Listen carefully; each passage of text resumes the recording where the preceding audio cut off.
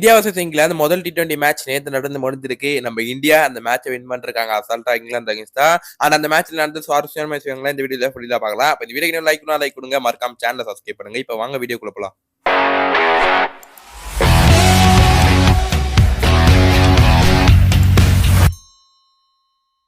Toss win பண்ண பொறுத்தவரையும் சூரியகுமார் யாதவ் தான் டாஸ் வின் பண்ணாரு. வின் பண்ணி நாங்க போலிங் போட்டு சொல்ல இந்தியா அணியோட பிளேயிங் லைனை பொறுத்தவரையும் நல்லா எடுத்திருந்தாங்க. சஞ்சு சாம்சன், அபிஷேக் சர்மா ஓப்பனிங்ல, சூரியகுமார் யாதவ், திலக் வர்மா, ஹர்திக் பாண்டியா, அக்ஷர் பட்டேல், ரிங்கு சிங், நிதிஷ்குமார் ரெட்டி, அப்புறம் பாத்தீங்கன்னா நம்மளோட ரவி பிஷ்ணா இருந்தாங்க, ஹர்தீப் சிங், வருண் சக்கரவர்த்தின்னு ஸ்பின்னர்ஸ் 3 ஸ்பின்னர்ஸை கொண்டு போயிருந்தாங்க. ஆரம்பத்திலே இந்தியாவுக்கு ஹர்தீப் சிங் தாங்க ஸ்டார்ட் பண்ணாரு. முதல் ஓவர்லேயே ஃபில் சால்ட் விக்கெட் எடுத்திருப்பாரு. டாப் ஏஜ்ல சஞ்சு கேட்ச் பிடிச்சிருப்பாரு.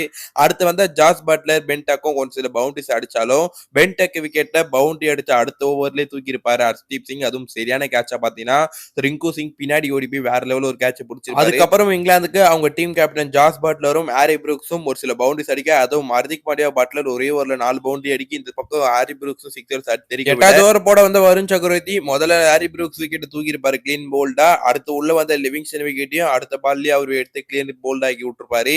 வேற லெவல்ல வருண் நேத்து போலிங் போட்டு சொல்லணும். என்னதான் இந்தியா விக்கெட் எடுத்தாலும் இந்த பக்கம் ஜாஸ் பட்லர் 50 போட, இதுக்கப்புறம் உள்ள வந்து ஜாக்கப் பெத்தல், அப்புறம் நம்மளோட ஜெமி ஓவர்டன் அவருமே அவுட் ஆயிருப்பாரு, எதுவும் பெருசா பண்ணல. அண்ட் அந்த பக்கம் மேக்ஸ்மேன் வர, இந்த பக்கம் பட்லர்னு எல்லாருமே அந்த இடத்து விக்கெட்ஸ் கொடுக்க இந்தியா பொறுத்தவரையும் ஓவரால் நல்ல போலிங் போட்டு இங்கிலாந்து 132 ரனுக்கு ரெஸ்பெக்ட் பண்றப்போம். இந்தியாவில் ஹர்தீப் சிங், ஹர்திக் பாண்டியா, அக்ஷர் பட்டேல் 2 விக்கெட்டும், வருண் சக்கரவர்த்தி 3 விக்கெட் அசைத்திருப்பாங்க. இந்தியா பொறுத்தவரையும் ஓவரால் டார்கெட் 133 இருந்தாங்க இந்த மேட்ச் ஜெயிக்கிறதுக்கு. அண்ட் அதுவும் ஈடன் கடத்துல டியூ இருக்கும்போது இதெல்லாம் ஒரு ஸ்கோரே இல்ல.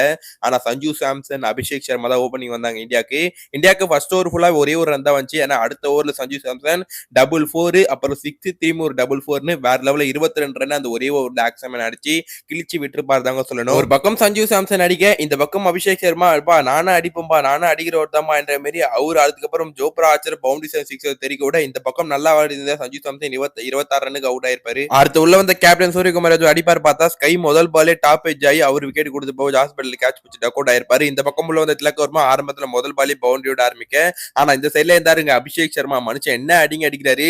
அதுவும் பவர் பிளேயோட லாஸ்ட் ஓவர்ல உட் அடிச்சதா இருக்கட்டும், ஆதில் ரஷீத் சிக்ஸர்ஸ் அடிக்கிறதா இருக்கட்டும், இறங்கி வந்து வேற லெவல் எனக்கு கிரிக்ஸ் கையில பாக்குற மாதிரி அந்த மாதிரி விளையாடுறாருங்க இவரு. ஜெமி ஓவர்டன் அடிச்சதா இருக்கட்டும், அண்ட் அவர் 50 போடுறது மட்டும் இல்லாம இந்த மேட்ச்ல 34 பால்ல 79 ரன் மேட்ச் வினிங் நாக்கோட கடைசி பால்ல பவுண்டரி அடிச்சு திலக் வர்மா இந்த மேட்ச் இந்தியா வின் பண்றதுக்கு காரணமா இருந்திருப்பாரு. ஓவராலா இந்தியன் டீம் இந்த மேட்சை அசால்ட்டா என்ன போது டஃப் ஃபைட் இல்லாம ஜெயிச்சிட்டாங்க சொல்லணும். And player of the match அவார்டா வருண் சக்கரவர்த்தி வாங்கியிருப்பாரு. 3 விக்கெட் 23 ரன் கொடுத்து வருணை பொறுத்தவரையும் நல்ல பவுலிங் போட்டுட்டு இருக்காருங்க. அப்கமிங் சீரீஸ்லயுமே அவர் விளையாடுவாங்க பார்க்கலாம். அண்ட் அது தவிர பேட்டிங்ல அபிஷேக் சர்மா நல்லா பண்ணியிருந்தாரு. அப்ப இந்த வீடியோ இன்னொரு லைக் கொடுங்க, மறக்காம நம்மளோட கிரிக்விட் சேனலுக்கு புதுசா இருந்தீங்கன்னா சப்ஸ்கிரைப் பண்ணாம சப்ஸ்கிரைப் பண்ணுங்க. இதே மாதிரி தொடர்ந்து அப்டேட்ஸ் உங்களுக்கு வரலன்னா அப்ப சந்திக்கும் வரை உங்களுக்கு விடைபெறுவது நான் உங்கள் ஹரி.